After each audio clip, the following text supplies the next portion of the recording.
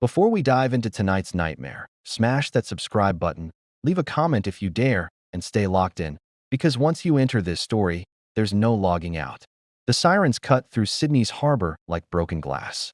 Detective Isla Moreno leaned out of the unmarked police car as it fishtailed through wet streets, rain hammering the windshield, neon reflections sliding across the asphalt like oil. Ahead of them, a black sedan weaved between traffic, running lights, ignoring signals, moving with the desperate precision of someone who already knew the ending wouldn't be pretty. Speeds over 120.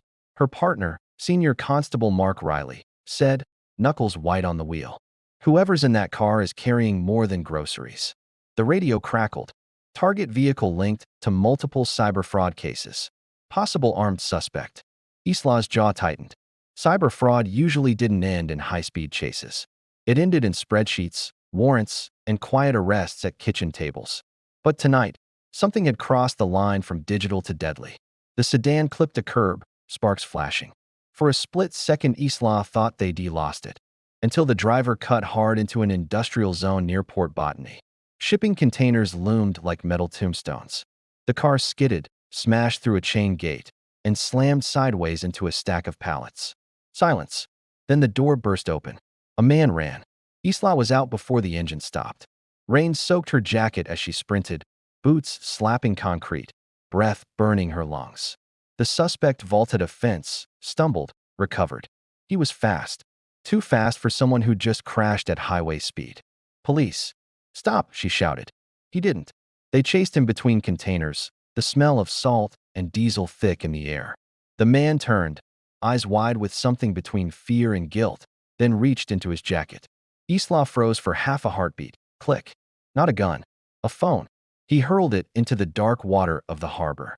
Riley tackled him a second later. They rolled, splashing through puddles, until cuffs snapped around his wrists. The man lay gasping, rain mixing with sweat, staring up at the sky like it might erase what he'd done. Isla stood over him. Why run? He laughed weakly. Because Australia's already burning. I just helped light the match. They pulled him up. His name came back fast. Liam Mercer. 34.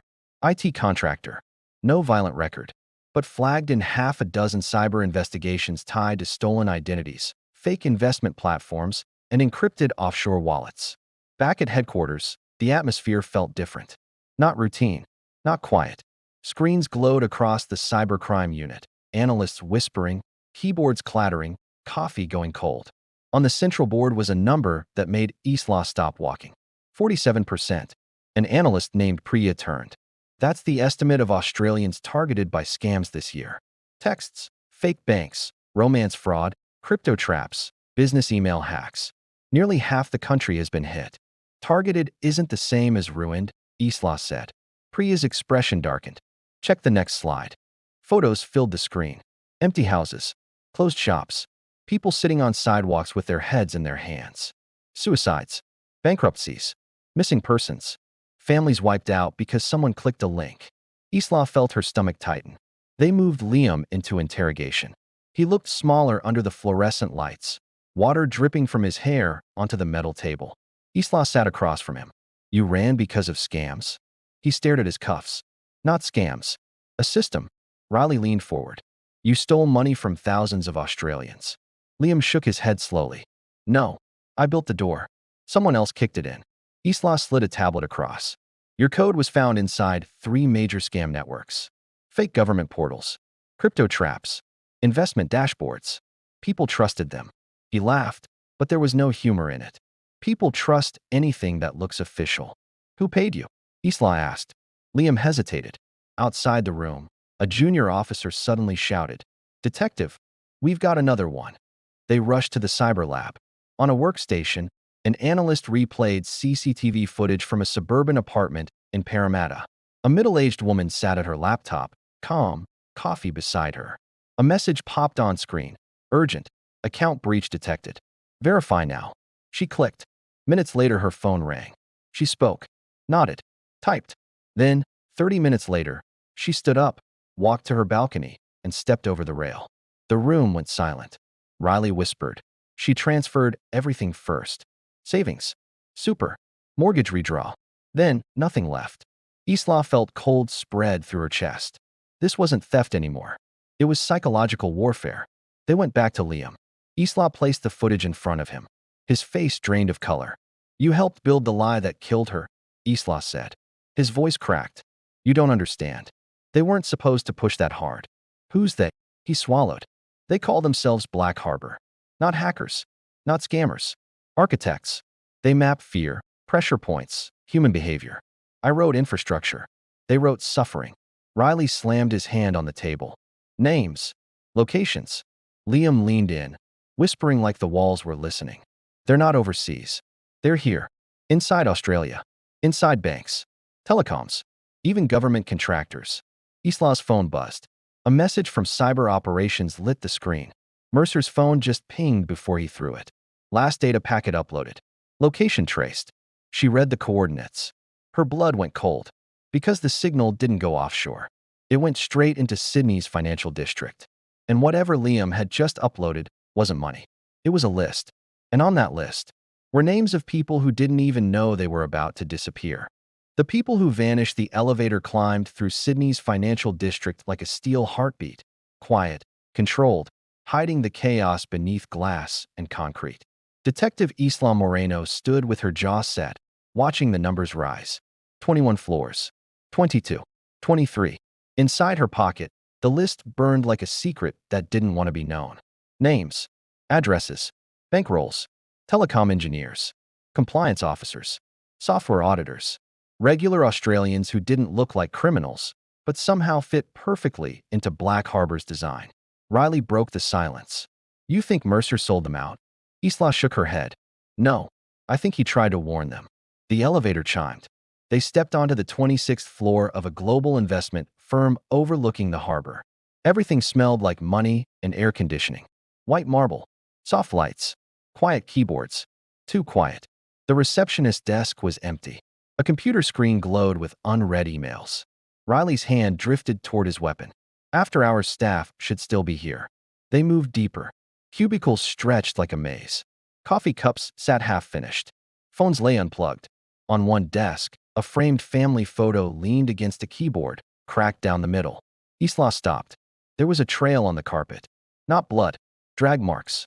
They followed it to a glass office at the corner. The door hung open. Inside, papers littered the floor like snow. A safe had been ripped from the wall. The desk monitor flickered with a frozen message. "Access granted. Black Harbor node connected." Riley muttered. They were here first. Suddenly, Isla's phone rang. Unknown number. She answered. A distorted voice slipped through the speaker, calm and smiling. "Detective Moreno. You're early." Her grip tightened. "Who is this?" "You already know us. We're the ones Australia keeps clicking." The line crackled with background hum. Servers, cooling fans, digital breathing. "You've seen our playground," the voice continued. "Banks, telecoms, social platforms, crypto exchanges. All built on trust. We just redirected." Riley leaned close, listening. "What do you want?" Isla asked. The voice chuckled. "Nothing from you. Yet. We just wanted to see how fast you'd run." The call ended. Before Isla could react, alarms screamed through the building. Red lights flashed. Emergency shutters began sliding down over windows. Riley cursed. "We're being locked in." Then a crash echoed from the server room down the corridor. They ran. Inside, heat blasted their faces. Towers of servers blinked like a city of artificial stars. A man in a suit lay on the floor, bleeding from his temple, eyes wide with terror, but still alive. Isla knelt beside him. "Police. You're safe. What happened?" His lips trembled. They wore maintenance uniforms. Had access cards. New names. They said I was already compromised." Riley checked the room. Several drives were missing. "What did they take?" Isla asked. The man swallowed. "Identity mirrors. Backup replicas of customer profiles.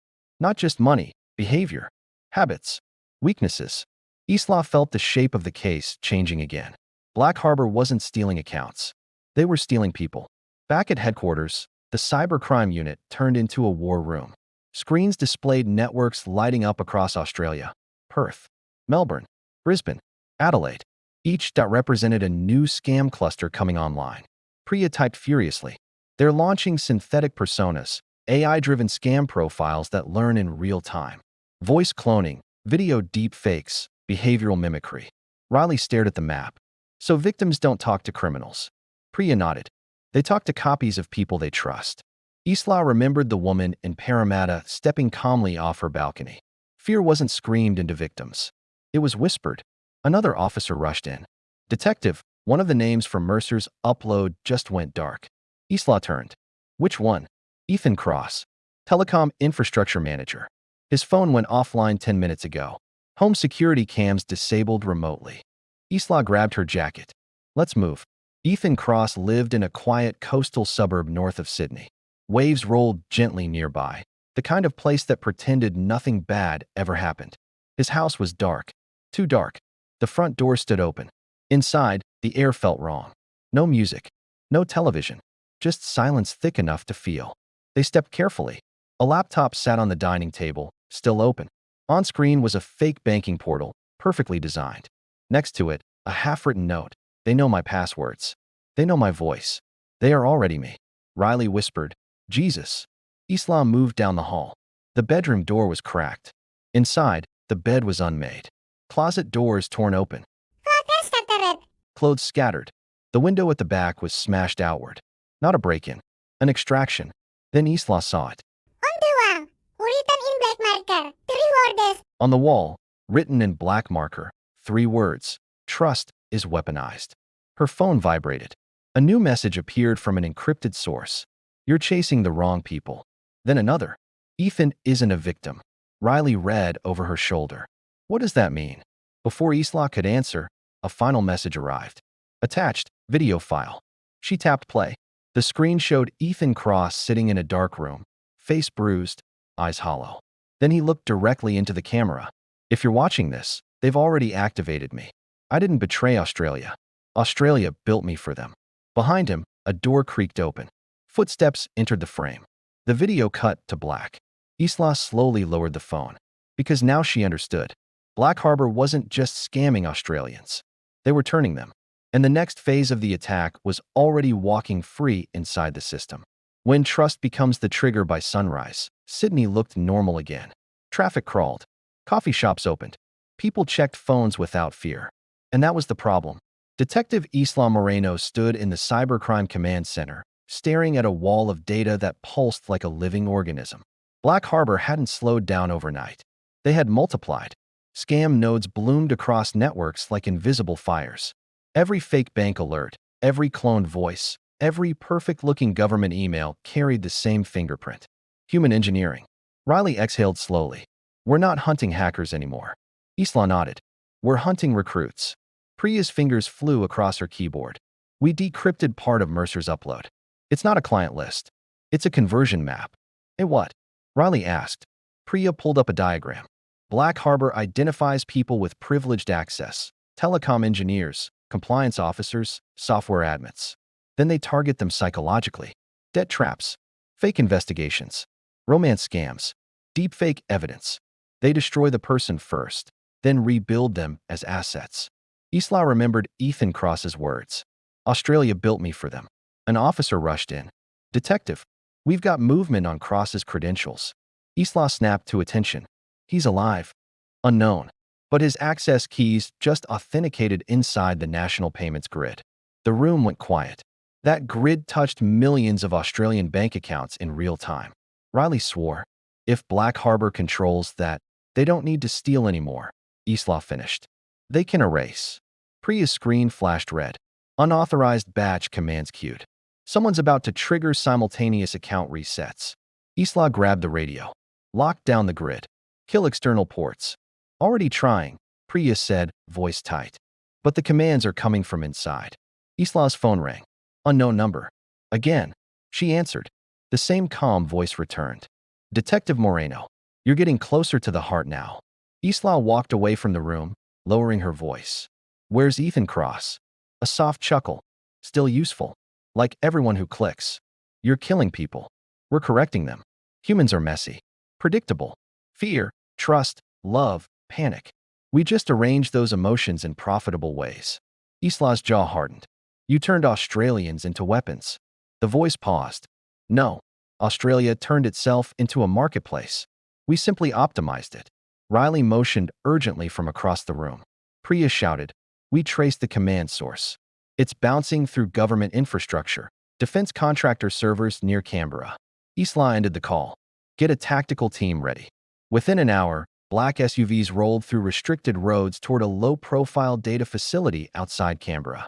No signs, no logos, just fences, cameras, and silence. Isla and Riley moved with federal cyber agents through the entrance. Inside, the hum of servers filled the air like a mechanical ocean. They followed the signal. Lower level, cold corridor, locked door. Riley breached it, and everything changed. The room looked like a startup office buried underground. Desks, coffee cups, headsets, dozens of screens. People sitting calmly, typing, coding, speaking into microphones. But none of them looked free. Men and women stared at monitors with dead focus. Some cried quietly while working.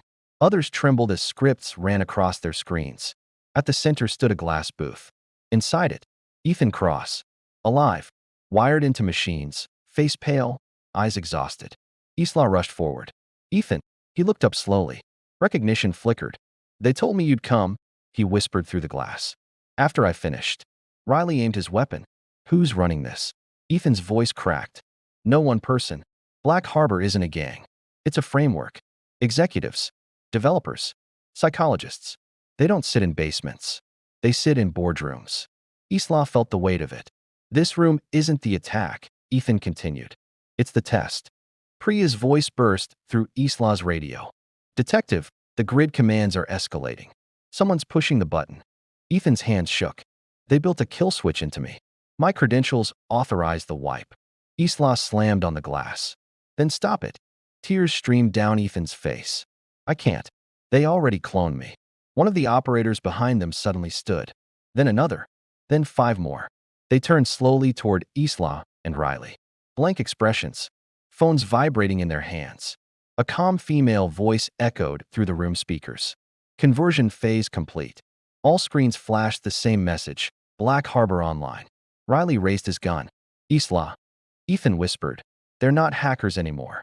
The operators lifted their phones in unison and pressed send. Across Australia, millions of devices buzzed at once.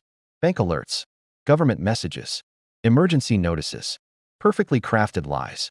In homes, offices, cafes, trains, people looked down and trusted what they saw. Priya screamed over the radio, "We're losing control of the grid." Isla's phone vibrated. A message appeared. "Detective Moreno, check your account." Her hands went cold. She opened her banking app. Balance, $0. Riley checked his. The same. Outside the facility, sirens howled as systems collapsed across the country.